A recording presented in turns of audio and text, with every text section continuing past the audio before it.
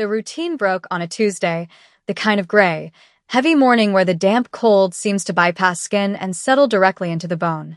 At 5:15 a.m., the streetlights were still humming their electric buzz, fighting a losing battle against the thick pre-dawn fog. Simone turned the corner toward the bus stop, her breath visible in short, sharp bursts. She was wearing her work uniform under a thin coat, a light blue dress that had seen too many wash cycles, and a white apron that she bleached religiously every Sunday night. Her sneakers, white canvas worn down to the rubber at the heels, made no sound on the wet pavement. In her hand, she carried the thermos. It was a battered stainless steel vessel, dented on the side, filled with green tea and honey, alongside a warm bun wrapped in foil. This was the ritual. It had been the ritual for 8 months, 6 days a week. She walked to the metal bench where the paint was peeling, expecting to see the familiar hunched shape of the old man she knew only as Mr. Moon. But the bench was empty. The absence hit her harder than the cold. It wasn't just that he wasn't there, it was that his absence felt violent in the quiet street. Usually, he would be sitting with his knees pulled to his chest, wearing that oversized, oil-stained trench coat that looked 3 sizes too big for his shrinking frame. He would look up, his eyes milky with age but sharp with recognition, and give a small, stiff nod. Today, there was only the wet metal of the bench reflecting the orange street lamp. Simone stopped, the foil-wrapped bun crinkling in her grip. She looked left, down the alleyway where he sometimes slept if the wind was too high, and then right, toward the 24-hour gas station. Nothing. A dread, heavy and irrational, settled in her stomach. In a city of 3 million people, a homeless man disappearing shouldn't have felt like a seismic event, but for Simone, Mr. Moon was the only constant in a life defined by instability. She stood there for 3 full minutes, risking being late for her shift, waiting for a shuffle of footsteps that never came. Finally, she placed the bun on the bench, just in case, and ran toward the bus, the thermos sloshing rhythmically against her side, the sound of liquid marking time against her rising panic. To understand the panic, you have to understand the economy of Simone's life. She was 22 years old, living in a studio apartment where the radiator clanked like a dying engine and the rent ate 70% of her monthly income. She worked at a diner called The Griddle, a place that smelled permanently of bacon grease and floor cleaner. Her life was a series of calculations. How many minutes until the bus? How many dollars until payday? How many hours of sleep she could sacrifice before her body simply shut down? She had no safety net, no family cushion to fall back on. Her mother had passed 2 years ago, leaving behind nothing but a stack of medical bills that Simone was still chipping away at, $20 at a time. In this landscape of relentless subtraction, Mr. Moon was the only addition. It had started by accident. One morning, running early, she had tripped near the bus stop, spilling the contents of her bag. Mr. Moon, who she had previously ignored like everyone else in the city, had silently moved from his bench to help her gather her scattered change. He didn't ask for any of it. He just handed her the quarters with a dignity that seemed out of place for a man whose shoes were held together with duct tape. The next day, she brought him breakfast. It wasn't charity, it was an exchange of acknowledgement. Over the months, the exchange grew. He never said much. His English was fragmented, broken by a harsh cough, but he listened. He knew which customers tipped poorly. He knew when her landlord was threatening eviction. He became a silent witness to her struggle, a grandfather figure stripped of authority, but rich in presence. He would take the tea with shaking hands, bow his head slightly, and whisper, "Thank you, Miss Simone. You possess a good heart. The wind will change."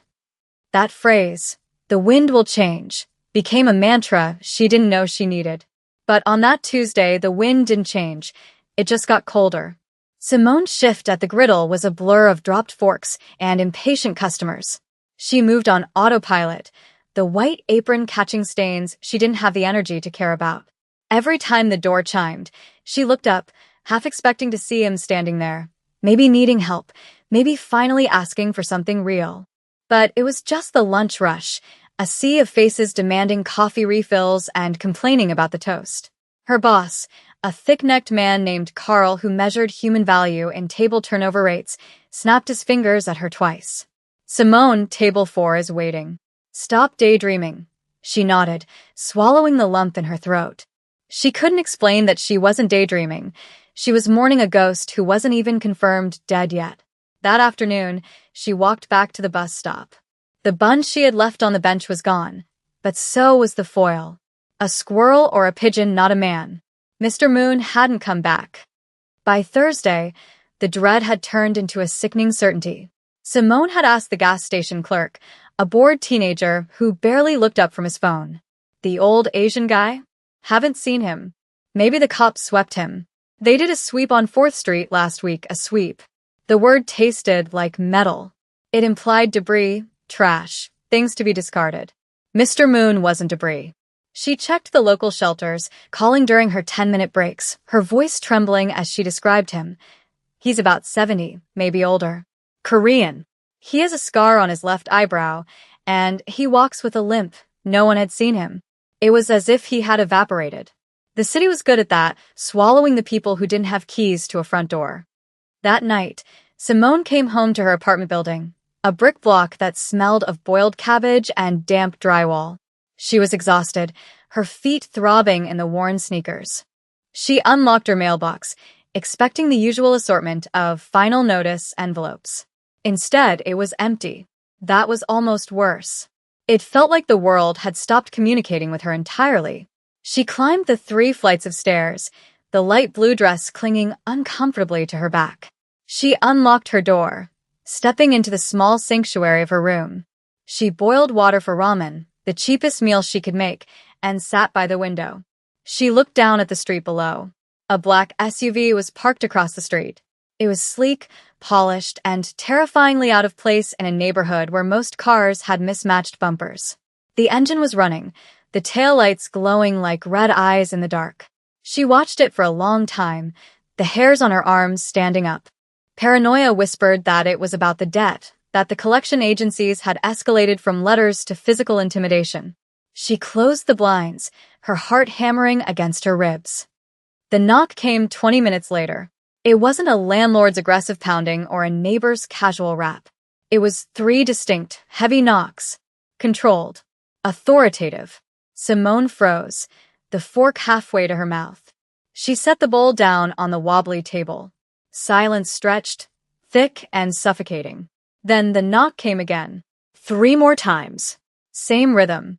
She walked to the door, her sneakers squeaking softly on the linoleum. She didn't have a peephole. It had been painted over years ago. "Who is it?" she asked, her voice sounding smaller than she intended. "Miss Simone," gently. A deep voice, male, accented but precise. Not the landlord. Not the police. "Who is asking?" she countered, trying to summon the toughness she used on drunk customers at 2 a.m. "My name is Taesung. I wish to speak with you regarding the man at the bus stop." The lock clicked. Simone opened the door just a crack, keeping the chain fastened. The hallway light was dim, flickering with a dying bulb, but it was enough to see the man standing there. He was tall, dressed in a suit that cost more than her entire building. His hair was slicked back, his face hard and angular, like it had been carved from granite. Behind him, 2 other men stood in the shadows, their hands clasped in front of them, their posture rigid. This wasn't a collection agency. This was something far more dangerous. The man in the front, Taesung, looked at her through the crack. His eyes were cold, assessing, but there was a flicker of something else in them. Desperation? "You are the woman in the blue dress," he said. It wasn't a question. "You are the one who brings him bread." Simone gripped the doorframe, her knuckles turning white. "Where is he?" she demanded, surprising herself. "What did you do to him?" Taesung blinked, the mask of authority slipping for a fraction of a second. He looked at the chain lock, then back at her eyes. "I have not done anything to him, Miss Simone. I have spent 10 years looking for him." He reached into his immaculate suit jacket. Simone flinched, ready to slam the door. But he pulled out a photograph. He held it up to the crack. It was an old photo, black and white. It showed a younger version of Mr. Moon in a sharp tuxedo, standing next to a young boy who looked exactly like the man standing in her hallway. "He is not just a homeless man," Taesung said, his voice lowering to a rumble that vibrated through the door. He is the head of the Chionese family. He is my father. And I believe you are the last person to see him alive. The air in the hallway seemed to drop 10 degrees. Simone looked at the photo, then at the man. The resemblance was undeniable. The scar on the eyebrow was there in the photo, fresh and jagged. If you want to help him, Tae-sung said, you will open this door. Please, the please sounded unnatural, like a word he hadn't used in a decade, but it was the thing that made Simone undo the chain. Tae-sung stepped into the apartment, and the space immediately felt smaller. The room was only 200 square feet, a box of peeling beige paint and scuffed linoleum, but his presence sucked the oxygen out of it. He didn't look around with judgment. He looked with a tactical, sweeping gaze that cataloged the exits and the threats. There were no threats here, only poverty. He motioned for his men to stay in the hallway, closing the door with a click that sounded final. Simone stood by the kitchenette, her arms crossed over her apron, a defensive barrier against the sudden intrusion of wealth into her world of scarcity. She offered him the only chair she had, a folding metal one she'd salvaged from a curb, but he remained standing. He seemed too large for the room, his shoulders brushing against the hanging pot rack. The smell of boiling ramen water hung in the air, a humble, salty fog that clashed with the scent of his cologne. Something expensive, like cedar and cold rain. You asked about the stories, Simone said, breaking the silence. Her voice was steady, though her hands were shaking where he couldn't see them. Mr. Moon told me stories about tigers chasing him. I thought it was the dementia. I thought he was talking about nightmares. Tae-sung walked to the window, peering through the blinds at the street below where his armored convoy waited. They were not nightmares, Miss Simone. They were history. My father built an empire in Seoul. When the rivals, the tigers, came for the family, he took the blame for a crime he did not commit to save me. He went to prison, and when he came out, he refused to return to the life. He said his honor was broken. He vanished 4 years ago. Tae-sung turned back to her, his face a mask of controlled grief. I have hired detectives, private intelligence, police. No one could find him because he did not want to be found. He wanted to be invisible. But you saw him. Simone looked at the half-empty bowl of noodles. The pieces were clicking together. The way Mr. Moon held his teacup with 2 hands, the way he never slumped even when he was sleeping on concrete. It wasn't madness, it was discipline. He talked about a garden, Simone said suddenly. He said the concrete here is too hard, not like the garden where the stone turtle sleeps. He said he needed to apologize to the turtle. She looked up at Tae-sung. Does that mean anything to you? Because last week, he was agitated.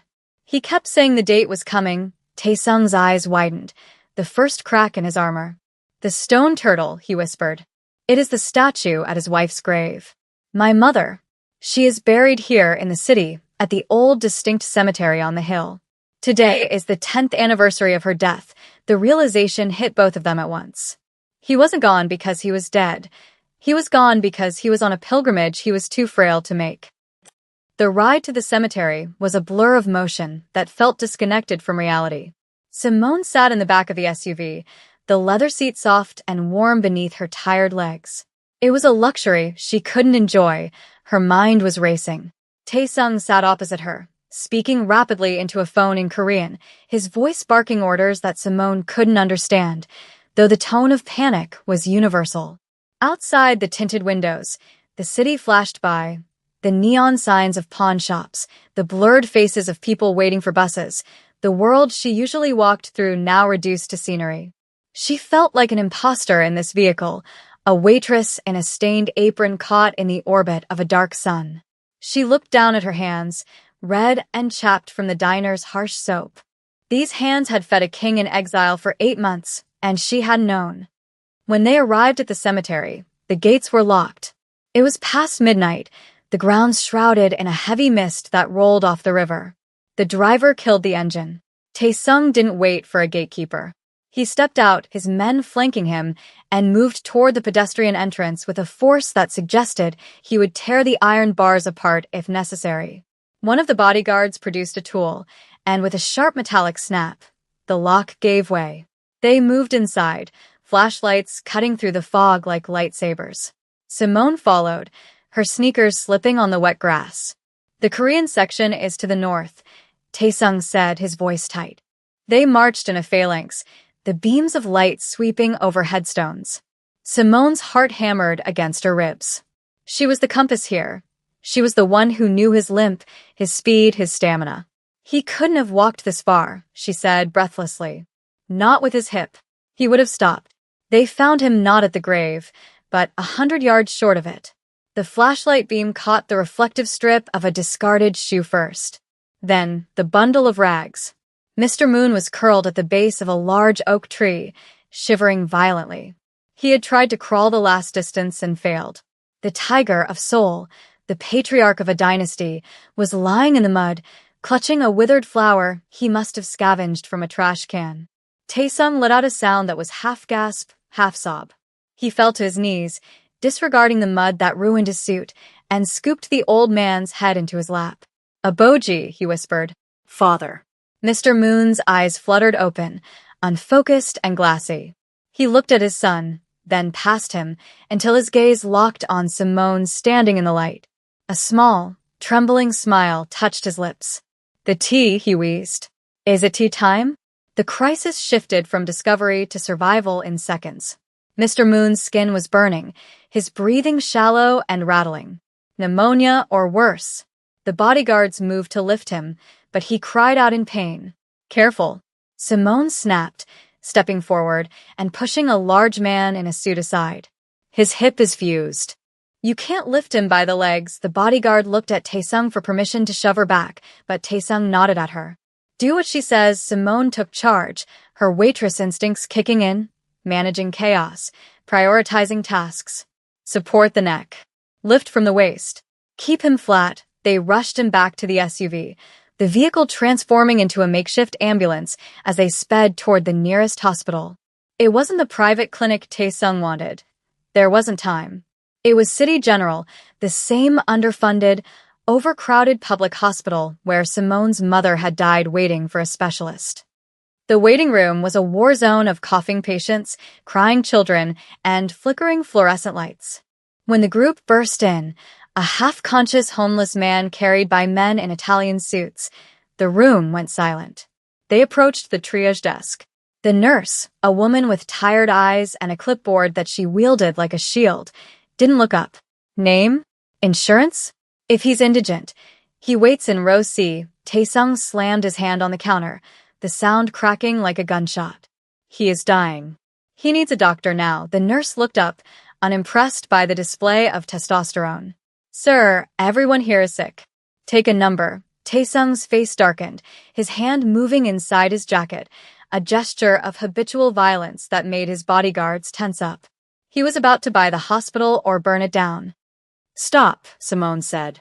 Her voice wasn't loud, but it was clear, cutting through the testosterone and the bureaucracy.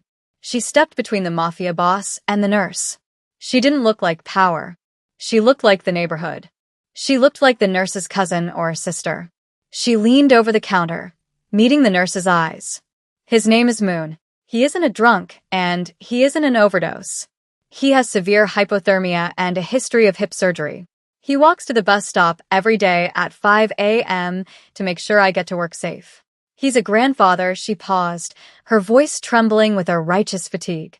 "We are not asking for a favor. We are asking you to look at him. Please." The nurse looked at Simone, then at the shivering old man, and finally saw the human being beneath the grime. The shield lowered. "Trauma room 2, she said, typing a code into the door. "Get him back there. I'll page the resident." Hours later, the hallway was quiet. Mr. Moon was stable, hooked up to monitors that beeped with a reassuring rhythm. He was clean, warm, and sleeping.